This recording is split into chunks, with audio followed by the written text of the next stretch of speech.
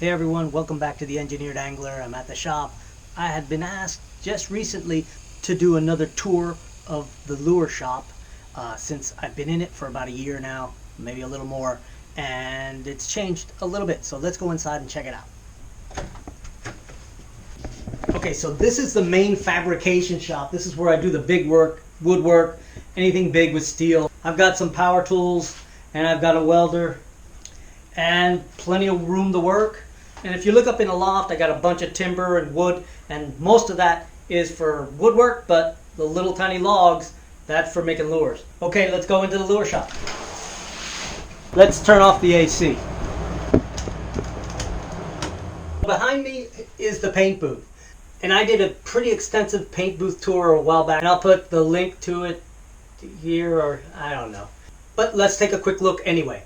So the first thing you'll notice is the paper. I've got a roll of contractor paper there that I can roll down, and it fastens with magnets on a metal strip.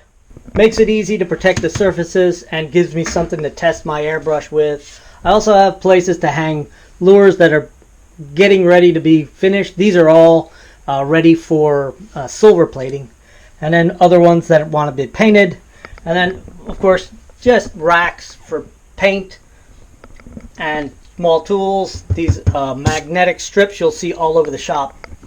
And here's all the plumbing for my air coming in out of my compressor, and I've got a really accurate readout pressure gauge and plenty of moisture separators to make sure that I'm blowing clean air. In this part of the shop, you've probably seen it in a lot of the videos. This is where I cast my lures. This is where I store my molds, my mold making gear,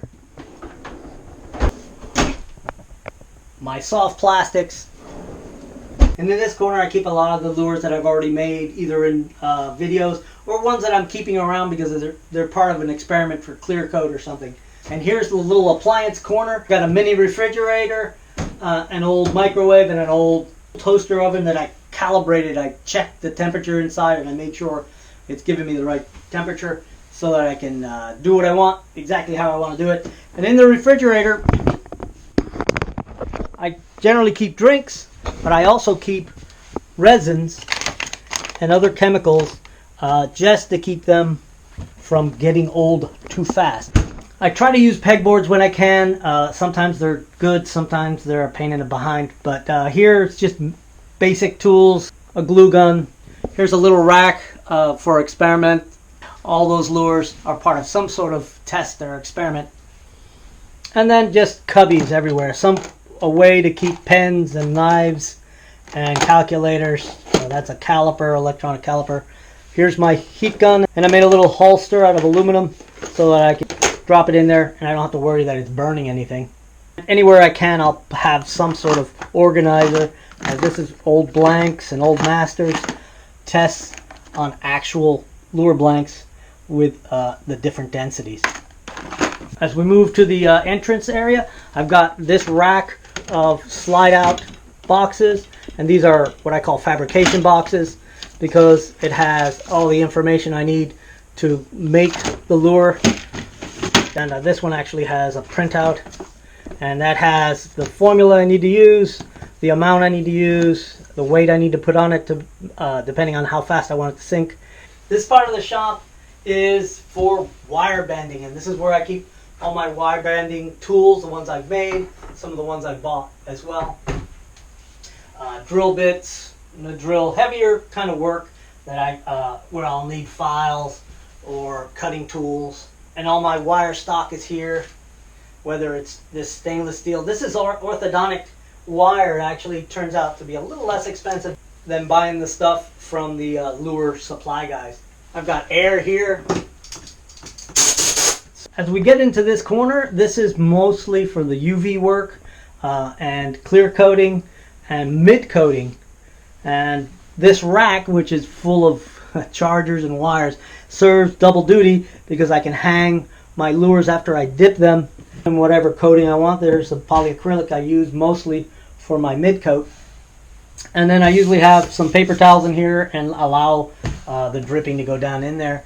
This is my float test tank, and it's essentially really just to show how quickly a lure sinks. And just by timing it as it drops, I know how quickly it falls.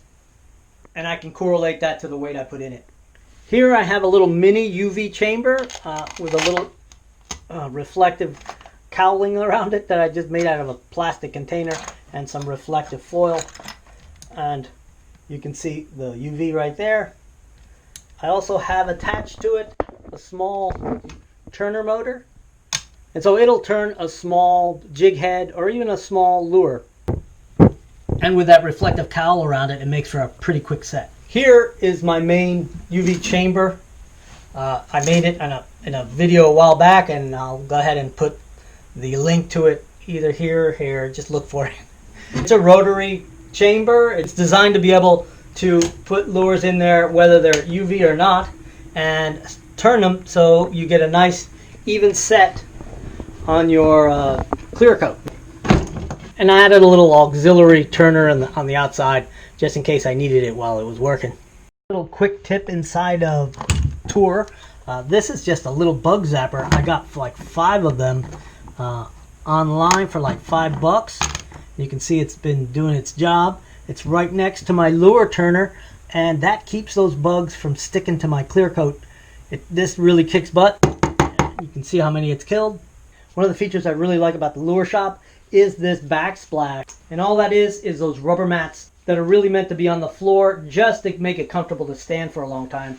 And it makes for a great place to just put a lot of stuff. This is where I keep all my lure holders. This pegboard is really just kind of a mishmash of thing. And this is my cleaning station for my airbrush. Since I have the sink right here, I can use the little cleaning tools and the brushes. And this is my dry erase board. You guys probably seen it somewhere. I'm obviously working on something. I don't remember what that is. It is, it's the self-centering clamp for a vibrating table I'm building. I'll show you before we leave it. Alright, so let's go out to the shop and I'll show you really quickly some of the things in there that I also use for lure making. Here's that little vibra table I was talking about that was on that drawing board. Let me show you. It's designed really to vibrate. It's designed to vibrate molds. Trying to get the bubbles out. Here's my little mini lathe. This is where I make all the lures out of wood. And one of my favorite things of all is the view out of this door. I can just stand there and lathe and look out on the lake. So thanks for watching, and I'll catch you on the next video.